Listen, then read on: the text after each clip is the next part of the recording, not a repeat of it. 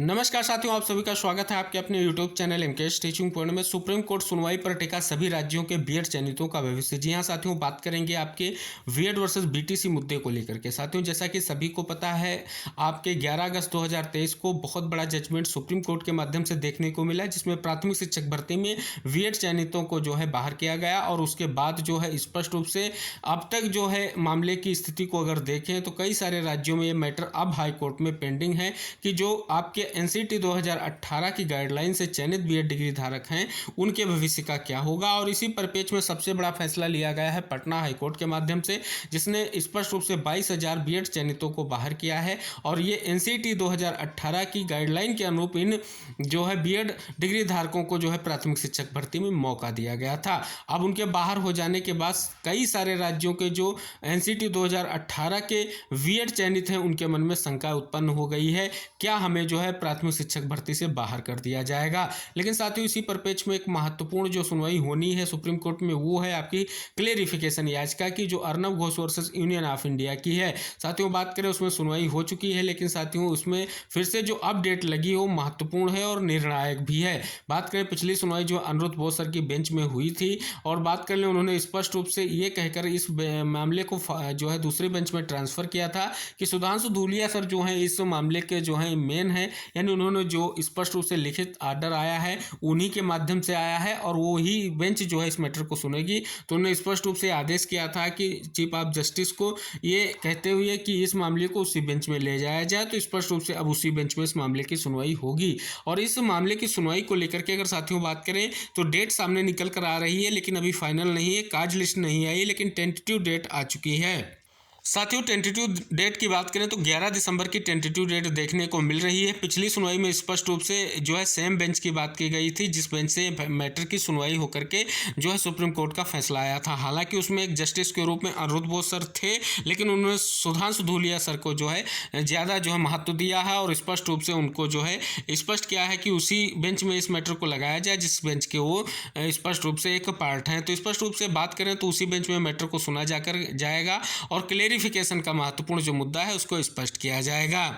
और साथियों, ये क्लेरिफिकेशन याचिका इसलिए डाली गई है कि जो एनसीटी की गाइडलाइन 2018 की थी उसे रद्द किया गया है। उसके बाद 2018 से 2023 के मध्य में कई राज्यों में जो है शिक्षक भर्तियां हुई हैं प्राथमिक की, जिसमें स्पष्ट रूप से बीएड को मौका दिया गया है। अब उन बीएड चयनितों के मन में ये शंका उत्पन्न हो गई है कि जब गाइडलाइन रद्द हुई है तो क्या हमारा चयन सुनिश्चित होगा या हमारा चयन भी रद्द होगा। तो साथियों, बात कर लें इसी परिप्रेक्ष्य में अब प्रयास यही हो रहा है क्लेरिफिकेशन याचिका पर सुनवाई हो और मामले को क्लियरिफाई किया जाए कि आदेश कब से लागू होगा।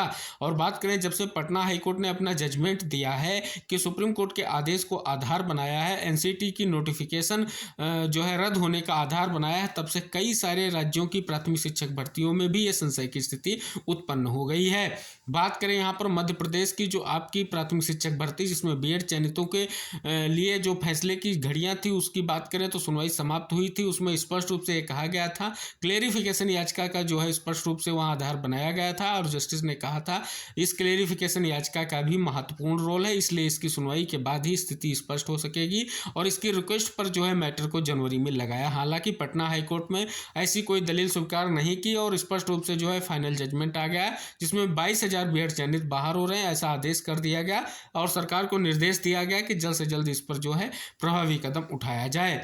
अब बात करें, आप सभी को अवगत करा दें, उत्तर प्रदेश की 69,000 शिक्षक भर्ती में भी इस मैटर को लेकर के सुनवाई हो रही है और 14 तारीख की सुनवाई लग चुकी है। आप सभी को पता है 14 तारीख की सुनवाई बहुत ही महत्वपूर्ण देखी जा रही है, क्योंकि पटना हाईकोर्ट का जो जजमेंट है उसकी कॉपी जो है स्पष्ट रूप से स्टेट और अन्य जितने भी पार्टीज हैं उनको उपलब्ध कराई गई है और स्पष्ट किया गया है कि पटना हाईकोर्ट का जो जजमेंट आया है उसको देखें और उसके परिदृश्य में ही इसका फैसला दिया जाए। यानी वो चाह रहे हैं कि स्पष्ट रूप से बीएड चयनितों को बाहर किया जाए। ऐसी स्थिति छत्तीसगढ़ में भी है और कई सारे स्टेट्स की अगर बात करें तो ऐसी स्थितियां बन रही हैं और धीरे धीरे इस प्रकार का जो कार्य है वो बढ़ रहा है। और बीटीसी जो कैंडिडेट है स्पष्ट रूप से हाईकोर्ट में याचिका कर रहे हैं और याचिका के माध्यम से चाह रहे हैं कि जल्द से जल्द जो बीएड चयनित है उनको बाहर किया जाए और उनके स्थान पर उनको मौका दिया जाए। लेकिन साथियों, अब सबसे बड़ी बात यही है कि सभी राज्यों की निगाहें भी सुनवाई पर टिकी हुई हैं।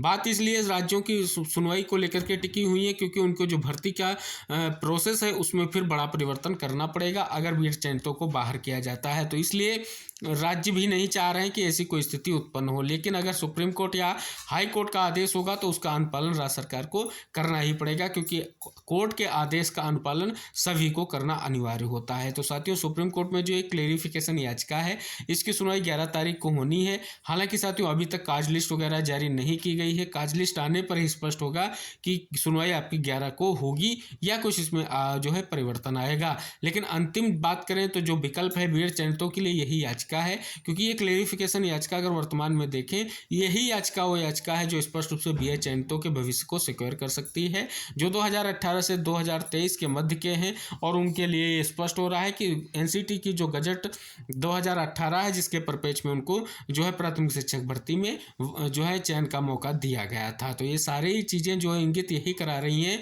कि अब अंततः सुप्रीम कोर्ट की तरफ निगाहें फिर से बीएड चयनितों के साथ साथ राज्यों की हैं। वो चाह रहे हैं कि जल्द से जल्द जो है इस मामले का निस्तारण हो, जिससे जो भर्तियां हैं वो सेफ हो सके, और कहीं ना कहीं जो वर्तमान में मुद्दे चल रहे हैं बीएड वर्सेस बीटीसी के, उन पर भी कहीं ना कहीं बड़ा ब्रेक लग सके। तो निवेदन रहेगा, वीडियो को शेयर करें, चैनल को सब्सक्राइब कर लें। जो भी चीज़ें हैं आपकी सुनवाई से संबंधित, जैसे ही काज लिस्ट आती है आपको अवगत कराया जाएगा वीडियो के माध्यम से। और जितने भी बीएड चैनल्स आती हैं, चैनल को सब्सक्राइब जरूर करें, क्योंकि जो भी अपडेट होगी आपको अवगत कराई जाएगी वीडियो के माध्यम से। मिलते हैं अगली महत्वपूर्ण खबरों के साथ, तब तक के लिए जय हिंद, टेक केयर, बाय बाय साथियों।